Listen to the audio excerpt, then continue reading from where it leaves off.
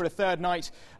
Coalition planes have been bombing areas across Libya. In Tripoli, there have been reports of 2 explosions. And over in Benghazi, too, suggestions that radar stations have been hit.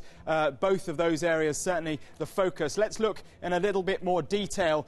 You can see here the no-fly zone being put in place. That's simply as a result of them managing to clear the ground attack capabilities of Colonel Gaddafi, allowing those planes, the coalition planes, to fly without the threat of being shot down. Let's move on now and look in a little bit more detail at Tripoli itself. You can see here, this is Colonel Gaddafi's compound. We've talked a lot about it over the past few days. It's where he spends much of his time, and it appears to be the focus of much of the coalition bombing activity. Looking first of all up here, you can see this one here. This is a compound, and you can see pictures over here of that building. This building here, pictures here. Now, there are people. They've been there, according to our correspondents in Tripoli, for several days now. The suggestion is that they are some sort of a human shield. Colonel Gaddafi's supporters are saying that's not the case. They're here voluntarily. But, of course, the problem is, for the coalition, it's very dangerous to bomb areas where there are civilians. They have, however, bombed this area to the north, a couple of hundred metres further north in this same compound. That was hit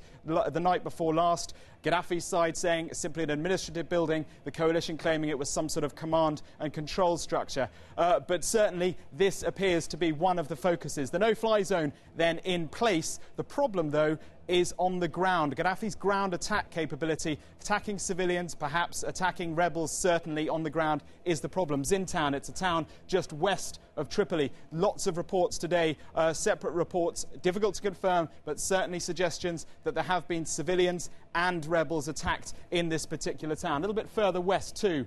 The other side of Tripoli, Misrata. I've had emails from people in Misrata over the past 2 hours or so claiming that civilians again have been attacked by Gaddafi's tanks. Reuters reporting the same thing. The problem, of course, we can't independently verify that at the moment. The question then is whether the coalition are going to be able to do what they've done in Benghazi in other areas. Remember, 2 nights ago, French jets in Benghazi hit tanks, Colonel Gaddafi's tanks. That pushed Colonel Gaddafi's forces back. The rebels then moved back as well. Can they do that in other areas of the country?